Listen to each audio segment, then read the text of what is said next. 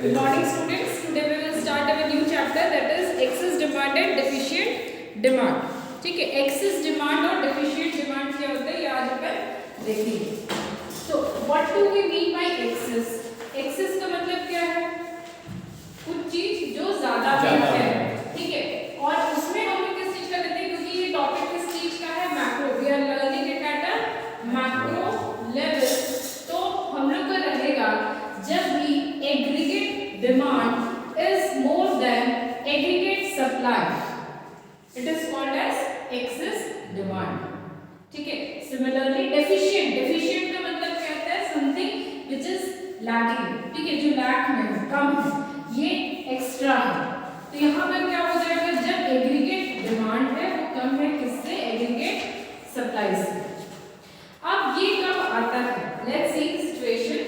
Aggregate demand and aggregate supply का situation होता क्या है. हम लोग ने एक चीज देखा है, जब अपन कर्व बनाते हैं इक्विलिब्रियम का, ठीक है, डिमांड सप्लाई का जब इक्विलिब्रियम बनाते हैं तो उसमें जो एग्रीगेट सप्लाई है वो कितने डिग्री पे रहता है, 45 डिग्री.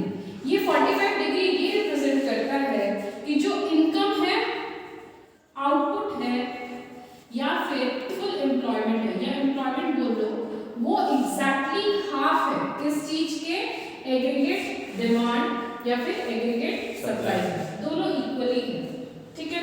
अब हम लोग को क्या देखना है इसमें कि एग्रीगेट डिमांड से कैसे एक्सेस डिमांड का सिचुएशन आता है और कैसे डेफिशिएंट डिमांड का सिचुएशन आ रहा है.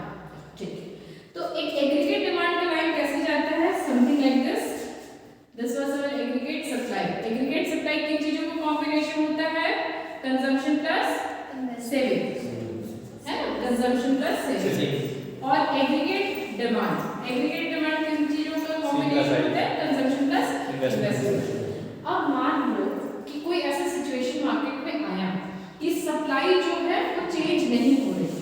क्या चेंज हो जा रहा है मार्केट में, डिमांड. और किस तरह से चेंज हो रहा है, डिमांड इंक्रीज हो रहा है. पहला सिचुएशन में मान लेते हैं कि आपने सप्लाई सेम रखा. अच्छा, उसके पहले ये पॉइंट क्या पॉइंट था, point of equilibrium. Point of equilibrium वो पॉइंट शो करता है जहां पर आपका फुल एम्प्लॉयमेंट है, आपका जितना भी आउटपुट है आप उसको फुली यूटिलाइज कर रहे हो और वो पूरी तरह से यूटिलाइज हो रहा है, जितने भी आपके रिसोर्सेज हैं. ठीक है. ये पॉइंट ऑफ इक्विलिब्रियम है जहां पर AS is equal to AD. अब क्या हो रहा है, डिमांड इंक्रीज हो रहा है. क्या हो रहा है, डिमांड इंक्रीज हो रहा है. तो सपोज यहां से डिमांड शुरू हो रहा था, अब कहां से शुरू हो जा रहा है, वो थोड़े ऊपर से शुरू हो रहा है, and the curve will go like this. ठीक. क्योंकि सप्लाई चेंज नहीं हो रहा है. प्लीज अंडरस्टैंड कि यहां पर सप्लाई चेंज नहीं होगा. तो हम लोग को किस तरह से हम लोग को गैप लेना है, ये वाला जो पॉइंट है, जो फुल एम्प्लॉयमेंट का लाइन है, उसी को ही अपन आगे एक्सटेंड करते हैं. ठीक है. एक नया पॉइंट अपन को मिल जाता है. Can you see this gap. ठीक है. ये हमारा क्या है, ये हमारा AD1 है. नया डिमांड का आना सेम सप्लाई पे, क्योंकि सप्लाई चेंज नहीं होगा तो सप्लाई तो सेम जाएगा. न्यू इक्विलिब्रियम इस पॉइंट पे आएगा, वो अपन को लेना नहीं है, न्यू इक्विलिब्रियम पे जाना नहीं है. हम लोग को वो पॉइंट लेना है कहां पर जो इक्विलिब्रियम है वो टच करेगा किसको, न्यू डिमांड को. क्या बोला मैंने कि कहां पर जो इक्विलिब्रियम था वो टच करता है किसको, न्यू डिमांड लाइन को. आपको ये पॉइंट अभी नहीं लेना, वो अलग टॉपिक है. ठीक है. पहले अपन ये समझते हैं कि जो इक्विलिब्रियम लाइन था वो न्यू डिमांड लाइन को कहां पर इंटरसेक्ट कर रहा है, without any change in what, without any change in supply, without any change in output से, सप्लाई आउटपुट या फिर एम्प्लॉयमेंट. तो ये पॉइंट. ठीक. अब ये गैप दिख रहा है, सप्लाई इतने की हो रही है और डिमांड क्या हो रहा है, उससे ज्यादा का हो रहा है. तो ये जो गैप है, ठीक है, वो गैप जो है, यही गैप क्या कहलाता है, आपका एक्सेस डिमांड. जितने का भी है, सपोज मान लीजिए आप मुझे कितने का था, 100 यूनिट का डिमांड था. ठीक है. 100 यूनिट की सप्लाई हुई, जाके इक्विलिब्रियम अचीव हो गया, पर नया डिमांड कितने में मांग ले रहे हो, 200 पे. सप्लाई कितने पे हो रहा है, 100. तो ये जो 200 - 100 हो रहा है, यही क्या है, एक्सेस डिमांड. इसकी वजह से एक गैप बन जाता है, इसकी वजह से एक क्या बन जा रहा है अपने पास, गैप बन जा रहा है। ये गैप क्या कहलाता है, इन्फ्लेशनरी गैप। ये गैप क्या कहलाता है, inflationary gap. Now please note down certain definitions, कुछ डेफिनेशंस लिखते जाओ। Excess demand refers to the situation. Excess demand refers to the situation when AD is more than AS. Excess demand refers to the situation when AD is more than AS, corresponding to full employment level of output in the economy.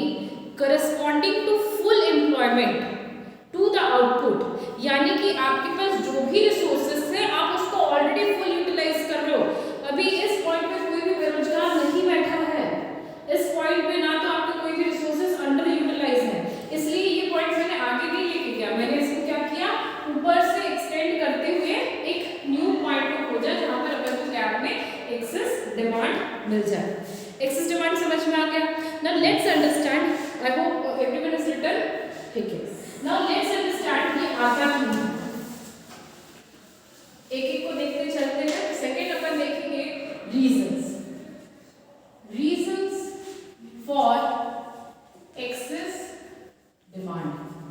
क्या क्या ऐसा reason होता है कि अचानक से demand जो है वो ऊपर बढ़ जाता है विदाउट चेंज इन सप्लाई, और ये वो लेवल है ना, यहाँ पर सारे के सारे लोग जो काम करना चाहते थे वो ऑलरेडी एम्प्लॉयड है, आपके पास ऐसा कोई भी नहीं है जो बेरोजगार है, ठीक।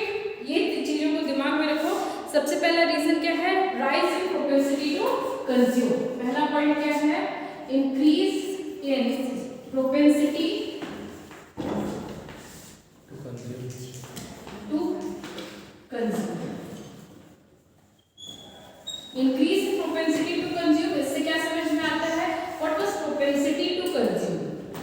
आप एक इनकम को कमाते हो, उस इनकम में से कुछ हिस्से को आप क्या करते हो, एज एन टैक्स पे कर देते हो, आपकी जो बेसिक लायबिलिटी है उसमें आप पे आउट कर देते हो। उसके बाद जो आपके हाथ में खर्च के लिए पैसे बच जाते हैं, ठीक है, वो पैसा अगर बढ़ते जाएगा, सपोज सिर्फ मैं पहले 10,000 कमा रही थी, उसमें कितने का टैक्स पे कर रही थी, 2,000 का, मेरे हाथ में कैसे बच रहा, कितना पैसा बच रहा था, 8,000 का, मैं कितना खर्च करती, 8,000, to the maximum I would have expended 8,000. Now what has happened? Taxes कम कर दिए गए। अब टैक्स को या किसी भी वजह से जो खर्च है वो क्या कर, जो मेरी बेसिक लायबिलिटी थी वो कितनी हो गई है, 1,000, ठीक है। अब क्या हो गया है, मेरे पास मेरे को कितना पे आउट करना है, बेसिक 1,000, मेरे हाथ में कितना बच गया, 9,000। अब ये जो 9,000 बचा है ये बहुत बड़ा अमाउंट तो नहीं है कि मैं कहीं जाके इन्वेस्ट कर दूंगी। So what I will prefer it, I will start increasing the consumption। यहाँ पर जो कंजम्पशन है वो बढ़ जाएगा, आपके हाथ में एक्स्ट्रा पैसा बच रहा है जिसको आप क्या करोगे, कंजम्पशंस में लगाओगे, इंक्रीज करोगे, propensity to consumption. Next is reduction in taxes. Same way पे आप यहाँ ये भी समझ सकते हैं कि रिडक्शन हो रहा है किस चीज में, टैक्स में, ठीक। रिडक्शन इन टैक्सेस का मतलब होता है टैक्स रेट कम कर देना, ठीक है। अगर मान लो कोई भी चीजें सस्ती हो जा रही है because of the decrease in the tax rates, so what you will do, you will start consuming it, ठीक है।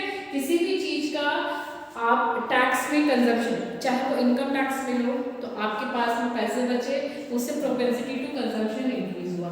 इनडायरेक्ट टैक्सेस लो, ठीक है, अगर टैक्सेस को कम कर दिया गया यानी कि उसका कॉस्ट क्या हो जाएगा, ऑटोमेटिकली कम दिखेगा, यानी कि आप ज़्यादा से ज़्यादा उस चीज़ों को कंज्यूम कर सकते हो।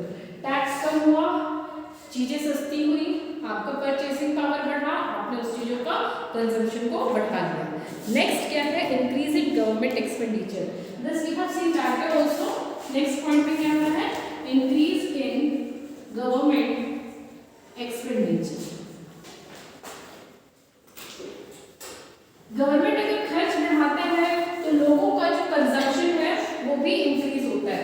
गवर्नमेंट अब खर्च कैसे बढ़ा रहा है, same data we have seen कैसे बढ़ा रहा है कि वो नए ट्रांसपोर्टेशन की सर्विसेज ला दे रहा है, तो लोग प्राइवेट ट्रांसपोर्टेशन छोड़ते हुए किस चीज को ऑप्ट करेंगे, गवर्नमेंट का।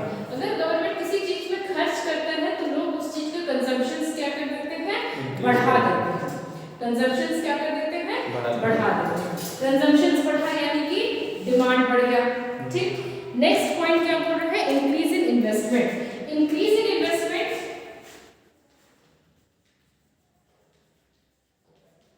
इंक्रीज इन इन्वेस्टमेंट का कैसे रिलेशनशिप है? देखो, अगर इन्वेस्टमेंट हो रहा है इकोनॉमी में, इन्वेस्टमेंट हो रहा है यानी कि ज़्यादा बनाया जाएगा, कुछ ना कुछ चीज़ है जो ज़्यादा मैन्युफैक्चर किए जाएंगे। अगर ज़्यादा मैन्युफैक्चर करना है तो उससे क्या होगा, ज़्यादा से ज़्यादा लोग एम्प्लॉयड होंगे। अगर ज़्यादा से ज़्यादा लोग एम्प्लॉयड हो रहे हैं यानी उनके पास ज़्यादा पैसा आ रहा है। अगर पैसा आ रहा है तो उनका डिमांड क्या हो जाएगा, बढ़ जाएगा। ठीक है, investment always increases what, always increases the income, है ना। इन्वेस्टमेंट अगर इकोनॉमी में हो रहा है तो उससे at the end of day क्या होता है, इनकम इंक्रीज होता है। अगर इनकम ही इंक्रीज हो गया तो आप क्या होगा कि पहले मान लो इन्वेस्टमेंट बढ़ाया, वो एक शिफ्ट में काम कराता था, उसको 2 शिफ्ट में काम करा रहा है। पर डे वो पहले 400 देता था क्योंकि वो 2 शिफ्ट में काम करा रहा है, इन्वेस्टमेंट हुआ है, 2 शिफ्ट में काम करा रहा है, वो 800 देने लग गया उन्हीं लेबर्स को, तो उनके हाथ में जस्ट डबल पैसा आ रहा है, इनकम बढ़ जा रहा है। इनकम बढ़ता है तो अपन ने देखा है क्या हो जाता है, कंजम्पशंस बढ़ जाता है, डिमांड बढ़ जाता है।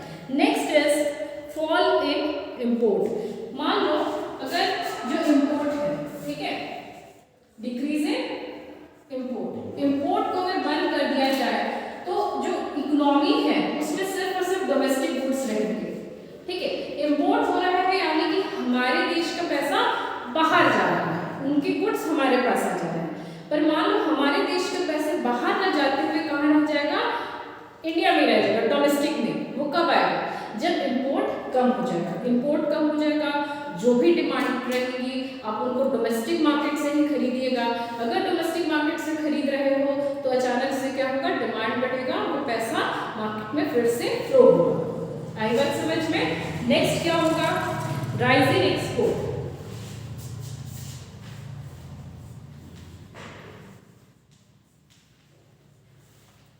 राइज इन एक्सपोर्ट से कैसे सब पैसा आता है यहाँ पर बताओ। ठीक है, इंक्रीज इन एक्सपोर्ट हो रहा है।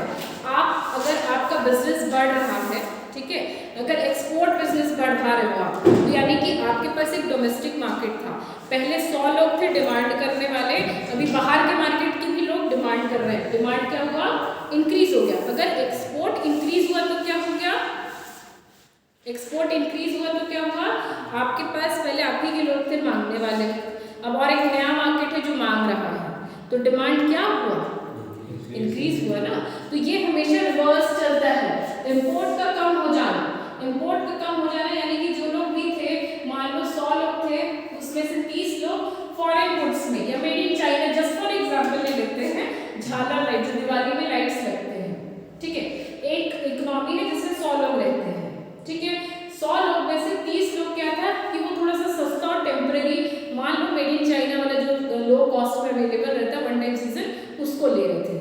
अब इंपोर्ट बंद हो गया, लगाना तो सबको है, तो सारे के सारे क्या करेंगे, जो लोकल डोमेस्टिक बना हुआ है उसको खरीदेंगे। तो अगर डोमेस्टिक का खरीद रहे हैं वहां पर भी डिमांड क्या हुआ, बढ़ा।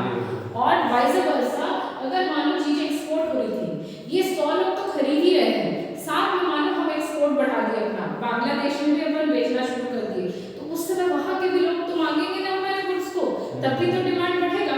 तो ये हमेशा रिवर्स चलता है, अगर इंपोर्ट का कम होना, एक्सपोर्ट का बढ़ना, ये दोनों चीजें डिमांड को क्या करती हैं, बढ़ाती हैं।